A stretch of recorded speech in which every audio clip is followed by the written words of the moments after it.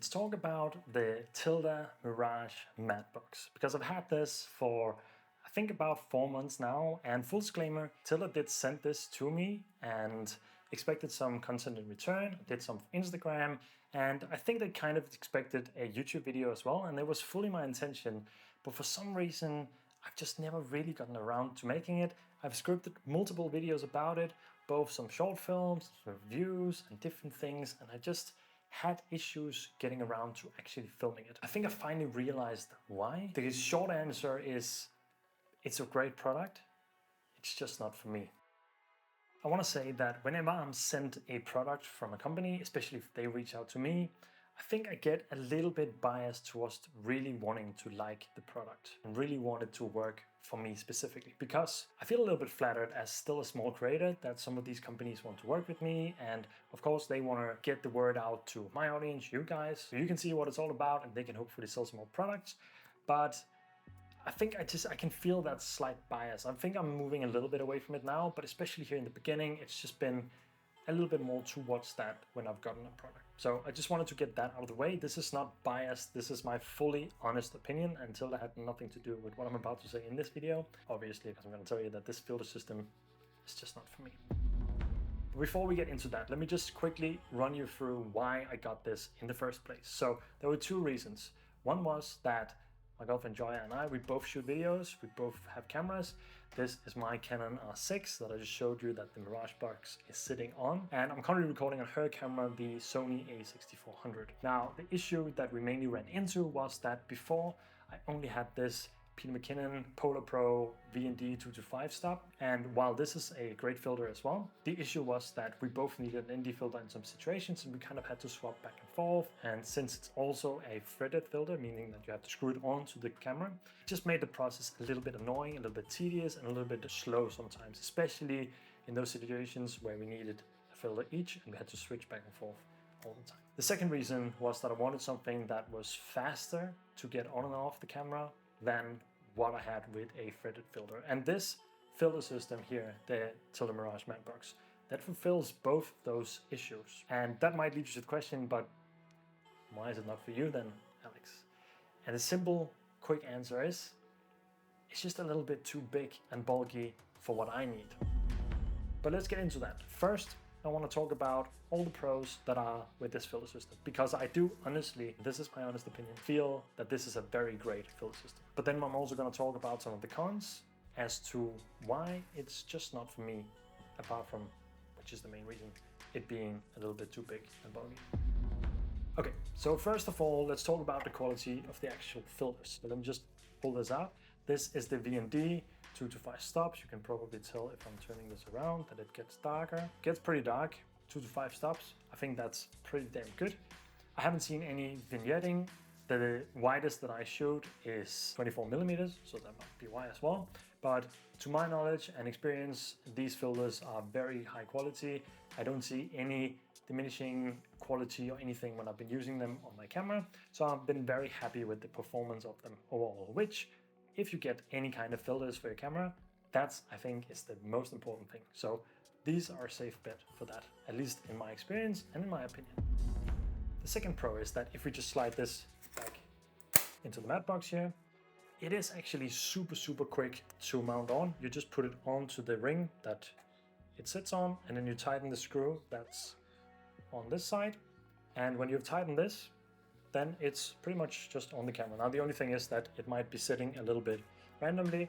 The way to fix that is just to put it on a table or a flat surface, unscrew it, let it even itself out, and then screw it back. Perfectly fine.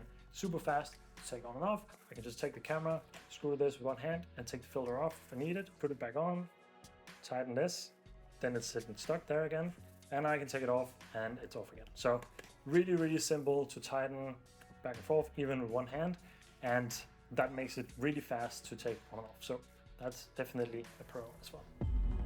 Now, third on the list is something that might seem like a very small thing, but for me actually it's been one of the things that I've loved most about this filter system. So this is my 70-200, and I do have another adapter ring on here for the 77mm, which is this filter thread size of this lens.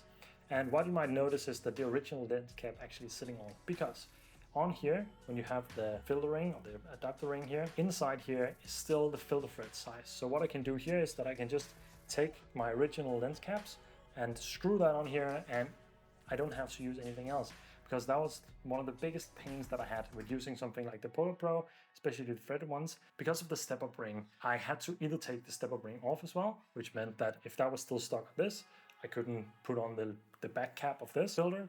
And if I didn't, then my lens cap no longer fit on because of the step-up ring.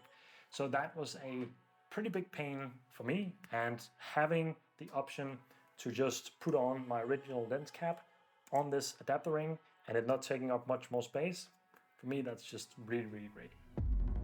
If we take the filter off, or the matte box up for a second here, the overall build quality of this thing feels really, really good. It feels sturdy. All the knobs and dials and things that you can turn around feels high quality. When you tighten things, they don't just come loose that easily. And the quality of the glass, of course, of the filters itself, we've already talked about. So overall, I feel like this is a very sturdy, it doesn't feel like it's gonna break, but it's still fairly lightweight. So the weight is not the issue for me here. It's only been the size. More on that in a second. The last thing for me was that this system can actually be stackable. And that's one of the features that I originally wanted with this system as well. That now is the VND in here. And when I take the polarizing filter out, you could kind of stack these. Now you do need a different attachment, until it didn't send that to me and never got around to buying it myself. So I haven't been able to stack them, which hasn't been that big an issue. But in those cases where I've been wanting to use both VND and the polarizing filter, I just haven't been able to. So either I've cranked up the aperture and then put on the polarizer, or I've just had to not shoot with the polarizer. So it's only in the rare cases where that's been very necessary that I've actually done that. But if that's something you want to do with this system, stack them, then make sure that you get that attachment as well. All right, so with all that out of the way, as you hopefully can tell, I think this is a very great product. But let's get around to the cons so you can hear why it's not for me and why it might not be for you as well, if some of the same things are the case for you. It's a fairly small matte box, I think, actually. You can get way bigger matte boxes. So in the category of small matte boxes, I think this is one of the smallest ones that you can get. So in that regard, in that respect, it's not really an issue as such. But for me, as I'm traveling a lot and I want my kit to be smaller and smaller, and I need everything to fit into a backpack always, this just takes up too much space. And even if it's not on the camera, having to store this somewhere is a little bit of an issue, especially since the back here cannot be protected. So if the filter is in here and I store this separately, then the filter is exposed. And I could take it out. So we just slide it out here. We have a mechanism here that we have the filter here itself, which is great. And it does come with this little, or not, this big filter pouch, which has everything in there. There's some more of those adapter rings in there. There's the VND right now. This is the polarizing filter. So you can kind of fit those and then switch them back and forth. But also the filter itself is not really protected unless it's inside that. So that is another thing that I wasn't that fond of. Whereas with the Peter McKinnon one that I had, you can at least screw on the back cap here, and then the filter is fully protected, and this can just slot into a backpack anywhere and I can drag it out. So kind of like pros and cons with these things, but that was just something that annoyed me a little bit.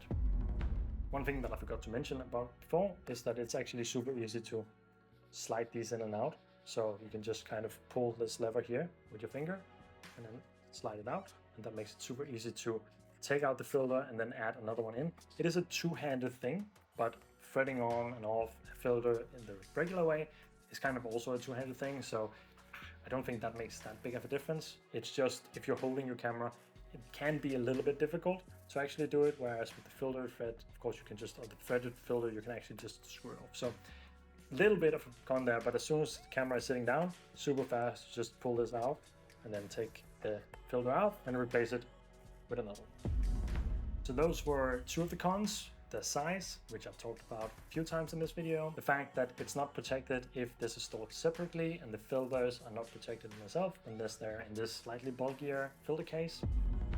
And then the last thing is that if I've been wanting to use a gimbal with my camera, of course this cannot sit on here because that will unbalance everything, and while it doesn't weigh much, it just takes off the balance of everything. So I cannot use the filter or the matte box when I'm using my gimbal. That just means that I have to go back to using this and thread that on and take the step-up ring or the filter threads off of the system that I already have from Tilta, and everything just becomes a little bit of a hassle for me. So the conclusion here is, I think that this is a great product. If you're in the market for matte box, if it doesn't matter that it takes up a little bit more space, if you need the functionality of the flag itself, I think that's great. I think that's something that you can definitely go for, and I could highly recommend this as a matte box, and I will highly recommend this. If you are focusing on your camera gear taking up as little space as possible, and you want to be flexible to take it in and out and not be like throw a filter anywhere that you need it, I don't think this is for you. At least it's not for me.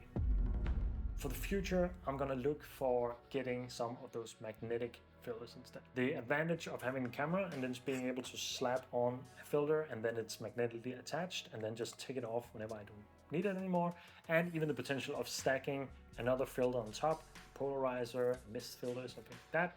I think that's a lot more appealing to me as how I'm shooting, a little bit more of a gun and a little more lightweight. So that's what I've been looking for in the future, either from Polar Pro or from Freewell. I haven't fully decided on that yet. If you have any suggestions for that, please also leave them down in the comments. I would be happy to hear that and see your suggestions. And if you have any experience with the Tilta Mirage Matte Box that I didn't cover here, or reasons why you love it, or reasons why you don't, leave them down in the comment below. I love reading those. And also if you have any questions to this product or to anything else, you can also leave that down below. I'm always happy to help.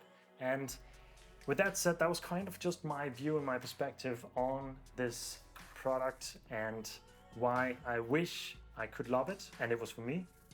It just isn't.